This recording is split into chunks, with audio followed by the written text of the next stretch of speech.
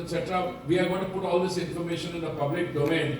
उससे आपको जाहिर हो जाएगा that the interest is on the increase.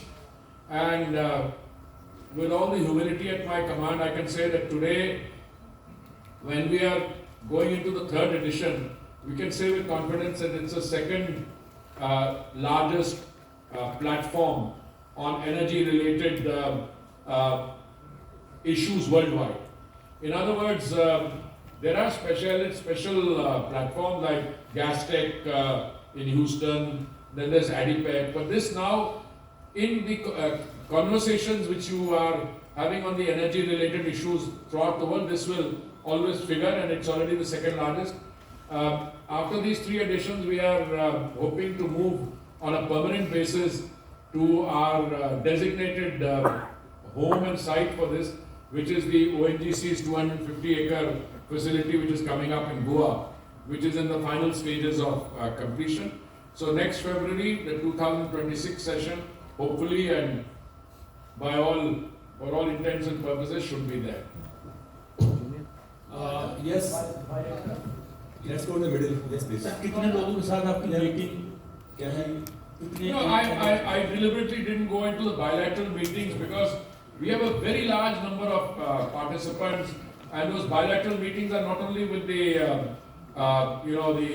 economic operators, also with visiting dignitaries, etc. So I don't want to announce that. That's why I deliberately didn't go into the precise details. But who all are participating will get known as you come along. We'll try and meet everybody. Mr. Puri, good evening. This is Kalpana from the Economic Times. I just want to ask you one question on any update on the Ratnagiri refinery, Mr. Puri. Where does that come? Yeah, Kalpana from the Economic Times. No. I think the position on the Ratnagiri refinery, there's no update on it. That refinery was originally conceived as something very big. If I remember correctly, about 60 million metric tons per annum.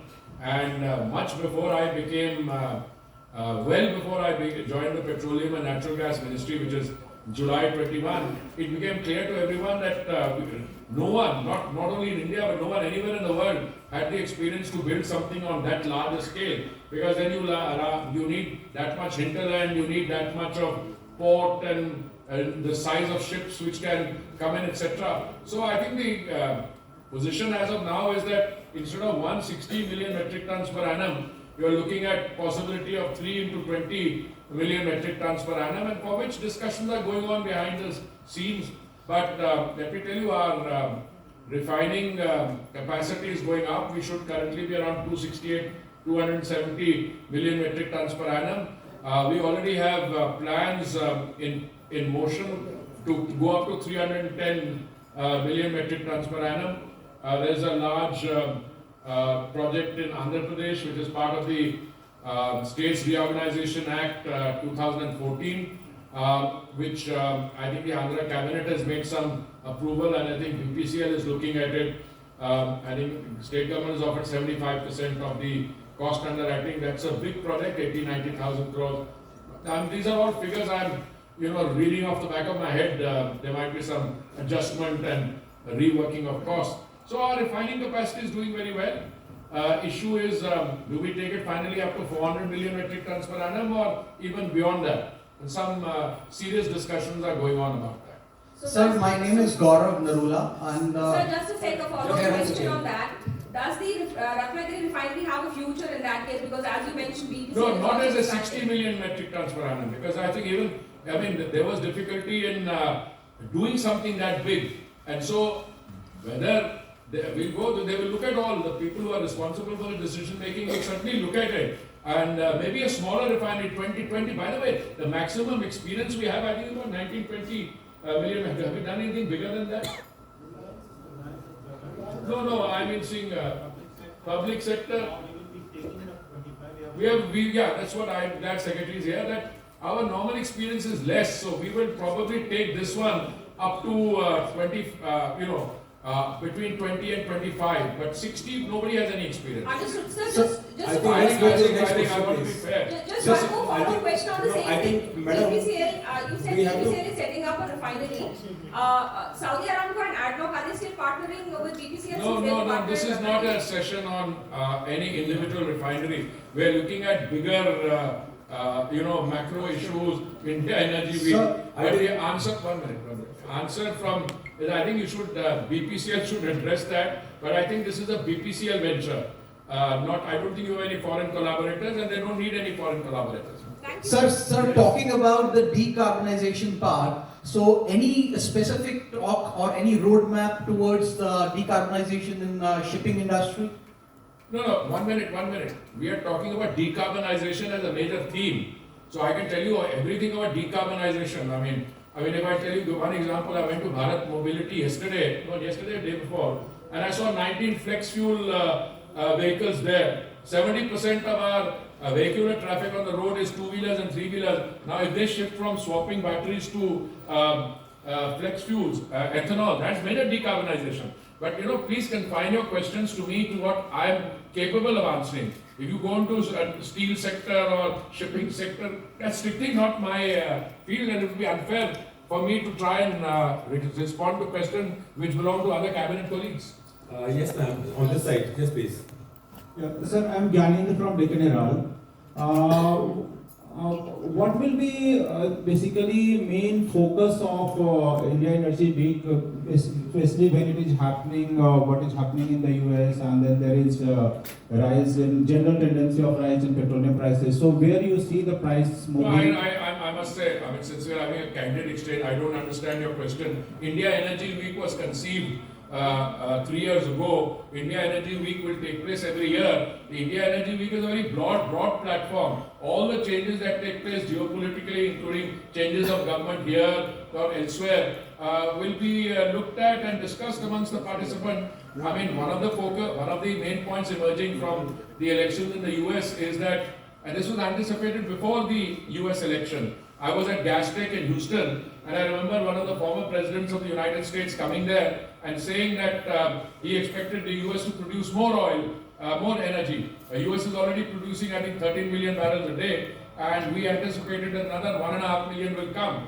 That continues to be my estimate. So, what are the additional impact from baby drill? We'll all find out. But by all available indications, I think there's more and more energy coming onto the global market. Everything. Crude oil, apart from if you look at the production cuts introduced by the OPEC Plus, there's more oil coming in from the Western Hemisphere, Brazil, Guyana, Suriname, Canada, the US.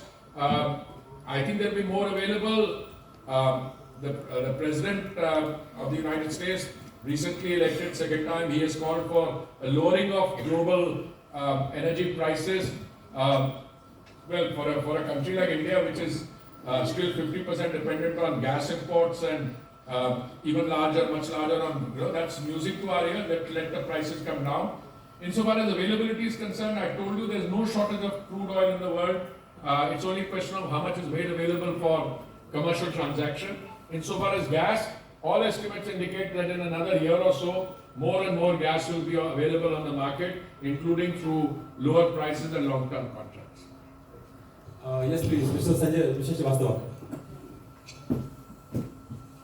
Sir मैं विनोद श्रीवास्तव राष्ट्रीय सभा दिल्ली से आया हूँ मैं मेरा एक सवाल है कि जिस तरह से ये साइज बढ़ रहा है इंडियन एनर्जी वीक का उसमें कितना इन्वेस्टमेंट पिछले 2 बार में आया है और इस बार क्या उम्मीद की जा रही है? देख हम एनर्जी वीक की सफलता कितना इन्वेस्टमेंट आया हमारे में वो एबिलिटी नहीं है कोलेक्ट करने की. अब देखिए आप कहीं जाएंगे, हम क्लेम नहीं करते कि इसके कारण हुआ. कई कमर्शियल ट्रांजैक्शन जो हो रही है, जैसे मैं आपको देता हूँ, अभी ओएनजीसी और बीपी का एक एग्रीमेंट हुआ है जिसमें BP is collaborating with ONGC on the rejuvenation of the Bombay high field. अभी एक बीपी का एक एनुअल बोर्ड मीटिंग थी. मैं तो बाहर था कहीं, जिस दिन मैं लौटा I hosted the entire board for dinner at my place. वो ट्रांजैक्शन पहले से हो रही थी, उसमें फ्रक्टिफाई किया. तो एनर्जी इज नॉट समथिंग जो मैं आपसे पहली बार मिलता हूँ, आपसे हैंडशेक करके और हम लोग डील साइन करें. ये इंटरैक्टिव प्रोसेस है, इसलिए हम जज ये करते कि इंडिया में इन्वेस्टमेंट कितनी आ रही है, तो अगर उसको करेंगे तो बहुत आ रही है, बट कितना एनर्जी वीक के कारण आ रही है, कितना आपने रोड शो किया है, कितना गैसटेक में गए थे, कितना एडिपेक में गए थे, तो उस दृष्टि से देखना चाहिए. Yes, Sir, madam. after- Just one second, this side. Yes, please. I'm Anupama Ghosh from the Hindu Business Line. My question is, what key outcomes of partnership is India expecting from this event to strengthen its position in the global energy landscape? I mean, I'm glad you asked a question which permits a very considered, comprehensive reply. We are expecting all the partnerships to increase. Now we float bids. We just had a bid for the open acreage licensing policy, OALP round 9. We had earlier taken a decision to open up 1 square kilometers, 1 million square kilometers out of about 3.5 million square kilometers which was a no-go area, open it up for prospecting. In the 9th round, 38% of the bids which came in that 1 million square kilometers. I have a law which was passed in a draft bill which cleared the Rajya Sabha. It is now expecting approval in the Lok Sabha in the next session. The 10th round of OALP will be floated. I am very confident that more and more bids will come in the 1 million square kilometers vacated. I will request Secretary to tell you some of the other things we've done. Our biofuel program, for which 20% blending target was set for 2030. We have brought it 5 years in advance. We may complete the 20% blending by next month, which requires about 1100 crore liters of biofuel. How much more do we take it to remains to be seen. Secretary will also brief you on the green hydrogen tender, etc. Bataiye, anything else you want to add? So the thing is, as far as partnerships are concerned, those which happen in government level, but the beauty of a platform like India Energy Week is a lot of private to private things happen. Because people come and meet, people come and explore ideas, people come and when they meet face to face, a lot of deals then get signed. And we have seen this in the previous events as well, that a lot of bilateral things which happen got concluded or got started off at an Energy Week platform. Particularly when in the last last month or so, all kinds of changes have been happening in the energy world. This is one place where people can actually talk and internalize, understand and demystify some of those things. So that is a really big thing which will happen. Are we leaning towards Green hydrogen tender. It's not just fossil fuel and biofuels. Yes. So Indian Oil, in fact, under the Green Hydrogen Mission, as part of the Green Hydrogen, had floated a very big tender. In fact, it's such a marquee tender which Indian Oil has done, and I'm happy to report that they have received very enthusiastic response from various companies and JVs in India who are actually quite interested. And in a sense, the execution of this work is going to lay down new benchmarks on both costing of hydrogen as well as production of green hydrogen. So Vikas here from NDTV Profit. So today you gave an interaction with NDTV Profit, and you spoke about as far as increasing capacity of fossil fuel is concerned. There are many more Guyanas waiting to be discovered in Andamans. So I just wanted to know, why is it taking so long? After Mumbai High and K, we haven't seen so many discoveries happening in India. I'm so happy that you asked the question. No, one addition to that, sir. And why is it also not interesting too many foreign players to come to India? First of all, let me place it in perspective. Anything I do today, the maturing of that decision, which there's several decisions the Hon'Ble Prime Minister, because he's been in office 10 years, it took in 2016. We are beginning to see the results today. We went from a production sharing agreement to revenue sharing agreement, I think in 2016. We introduced the other OLP in 2018. So you see that. But I have a problem. My problem is that between 2006 and 16, a full 10 years, which is described as the dull decade, no decisions were taken. There was complete policy paralysis. And oil and gas is a sector, if I take a decision, it takes 4 years to fructify. Now, what has happened today is that today you're opening up. Foreign bidders, I told you, Earlier, you were not, if you were in production sharing agreement, a foreign bidder came in, participated, and then you found the oil, you turned around and said, "Yes, this is my sovereign entity," the guy withdrew. Now we have to go and persuade them, don't put it. Nobody wants to put in a big investment where there's a risk involved. So we said, all right, you come in, as BP has in the case of ONGC, as Petrobras in the case of OIL. Petrobras has a demonstrated expertise for seismic surveys in offshore areas. So what we have done is they let them come in as a technology partner for technical assistance for which they'll be paid. And if they strike oil and gas, then they will have the first right of refusal. So that becomes a more practical win-win situation for both parties, for our OMCs also and the foreign collaborator. Insofar as interest by foreign companies concerned, I said we are past that. Now they're all interested. Some of them have set up the biggest, data processing, computing capacity. We had some problems on our side. 1 million square kilometers was not open to foreign prospecting because it was their security or some other company. We've opened it up. We are setting up a data repository in the University of Texas, Houston, which should be operational hopefully very soon. So foreigners like to look at data, look at what is availability, and today those decisions are better informed and therefore they are bidding. Out of the bids which came in for the 9th round of OALP, 38% of bids are in that 1 million square kilometers of no-go area which has been opened up. One more question, from what I have heard from the industry, is like revenue sharing is still very high, almost 70%, and when windfall tax was there, it was almost close to 80%. So, is there any plan during budget when you are looking to reduce that or something? No, it's look, we are always looking at ways and means of making it more attractive for all the parties involved. Okay, in individual case, can't treat it. I don't know how I can sit here and decide what the revenue sharing formula would be. But as I said, with the new law, with the new draft bills being enacted into law, with the data repository coming up, with the new 1 million square kilometers being opened up, all this is adding, I think, to a situation where there is renewed interest. What I said about a Guyana being found there, you see what happened in Guyana. I mean, most of you are familiar with the sector. It costs $100 million sometimes to drill an offshore well. And sometimes you have to drill 10, 12, 14, 15, 16 wells were dug in Guyana. It's only when you dug the 17th one that you hit so today that has become an expression, finding a Guyana. So I keep saying there's so much oil there in the Andaman Sea. I think there should be, and all the attempts that have been made by our companies, please correct me, Mr. Rat.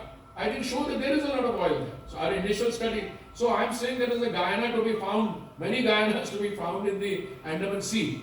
Now, for example, where there are costs to be incurred by the foreign investor, we are willing to finance that operation, particularly in stratigraphic wells. The Oil India total collaboration for 4 of these wells is up to the view of 3,200 crores. And the new law, which has been actually devised after consultation with people, that will make it easier and give this collaboration a more secure foundation and law. Sir मैं दबंग दुनिया से हूँ और मेरा एक छोटा सवाल है जो पूरे देश की हर घर के चूल्हे से जुड़ा हुआ है। आज के डेट में जो एलपीजी गैस जो सप्लाई होता है खाने के लिए, जो रसोई गैस जिसको बोलते हैं, उस पे हमारे यहाँ 18% जीएसटी लिया जाता है। और सर जीएसटी उसमें 18% जीएसटी लिया जाता है, जबकि प्राइवेट जो इसके सर्विस देते हैं जैसे गो गैस, वो लोग सिर्फ 5% लेते हैं। ऐसा क्यों? पहली बात तो ये गलत है बात, क्योंकि जितनी घरेलू गैस है उस पर 5% जीएसटी है, चाहे वो पब्लिक सेक्टर से हो या प्राइवेट सेक्टर से। नहीं, उसको आप वेरीफाई कीजिए। अरे भाई, जो पॉलिसी बनाते हैं उनको आप कह रहे हैं वेरीफाई करें। सर ऐसा है, उसका बिल में देता हूँ ना भाई। अरे वो सुबह से लेकर रात तक यही करते हैं। सर उसका बिल में प्रोड्यूस कर छोड़ दो यार, छोड़ दो। Sir, Mr. Razza Bhagat from Indian Express. अच्छा ऐसा आई थिंक आपका सवाल इम्पोर्टेंट ये है कि ये जो पहले मैं गैस दो किस्म की होती है, मैं बता दूं आपको। एक है एलपीजी जो सिलेंडर है, that is the product of the refinery. Crude oil जाता है रिफाइनरी में, उससे पेट्रोल बनता है, उससे डीजल बनता है, उससे एलपीजी का सिलेंडर बनता है। आज भाई साहब स्थिति ये है कि 2014 में देश में 14 करोड़ गैस कनेक्शन थे, मैं कनेक्शन की बात कर रहा हूं। आज वो 2014 से बढ़ के 2025 जनवरी में वो 14 करोड़ कनेक्शन 33 करोड़ कनेक्शन बन गए। अगर आप मानिए एक कनेक्शन जो है वो एक परिवार को मिलता है, एक परिवार में 4 अगर घर में रहने वाले हैं तो 33 करोड़ इंटू 4 बिकम्स हमारी सारी जनसंख्या जो है एलपीजी से कवर हो चुकी है। तो एलपीजी कनेक्शन वो है। उसके बाद में हमारी एक उज्ज्वला योजना है जिसके तहत 10 करोड़ और 33 लाख कनेक्शन है, जो लाभार्थियों को उज्ज्वला गैस एक दिन की कंजम्पशन के लिए 5 रुपए में मिलती है, एक दिन में 5 रुपए की। और अगर आप जो नॉन लाभार्थी हैं वो आप you give it to me straightaway, एक दिन में 5 रुपए की, और अगर आप दूसरी वाली है तो वो 15 रुपए की करीब। तो इतनी सस्ती क्लीन कुकिंग मीडियम दुनिया में कहीं भी नहीं है। मैं बता रहा हूं आपको, जो कंट्रीज एनर्जी पायनियर्स भी थे, जैसे वहां पे भी 30% रूरल एरियाज में अभी भी कोयला और वेट वुड एक्सेट्रा यूज किया जा रहा है। तो मैं आपको सिर्फ यही कह रहा हूं कि अभी हमारा क्या इंटेंशन है कि गैस को जीएसटी में लाना, नेचुरल गैस को, क्योंकि एलपीजी तो ऑलरेडी उसका हो चुका है और उसमें 100% सैचुरेशन है। नेचुरल गैस को लाने के लिए अभी क्या करना है? पहले तो जो अवेलेबिलिटी देश भर में बढ़ानी है। अभी हमारी शायद 1 करोड़ 25 लाख किलोमीटर नहीं पाइपलाइन लेंथ है, no sorry 1 crore 25 CNG connection है, क्योंकि वो मेन पाइपलाइन होती है, उसका फीडर पाइपलाइन एरियाज में जाते हैं। हमें उससे जो गैस मिलती है नेचुरल गैस, वो दूसरे एलपीजी गैस से कोई 20-25% चीपर होती है। हमारा ये इरादा है और इस समय मैं मानता हूं कि इसमें there is a growing consensus also, इसको हमें आने वाले समय में जीएसटी में लाना। तो please add anything you want to that. जो आप बात कर रहे हैं कमर्शियल एलपीजी पर 18% है, डोमेस्टिक पर 5% जीएसटी है। एलपीजी शुरू से ही जीएसटी पर है और फिक्स प्राइस 503 रुपये। दिल्ली की मैं बात करूँ अगर 503 रुपये का उज्ज्वला का सिलेंडर है, 803 रुपये का नॉन उज्ज्वला सिलेंडर है। रेगुलर प्राइस 803 रुपये की है। Sir, Vallabh from Indian Express newspaper. Yes, please. Yeah. You will have to just be a little louder because I think the acoustics are, because I have another noise in the background somewhere. This is Vallabh from Indian Express newspaper. Sir, my question is regarding the refinery only. Sir, is it going to come to Ratnagiri or it has been shifted out from the state to some southern state?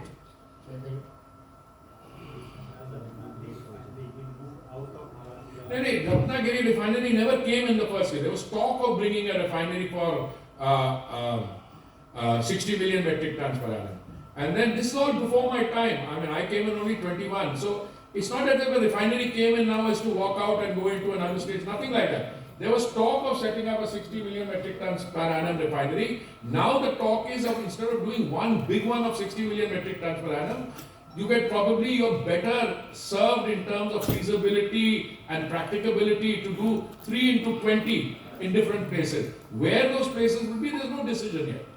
Soil testing was conducted in Barsu. Has the report come? Soil testing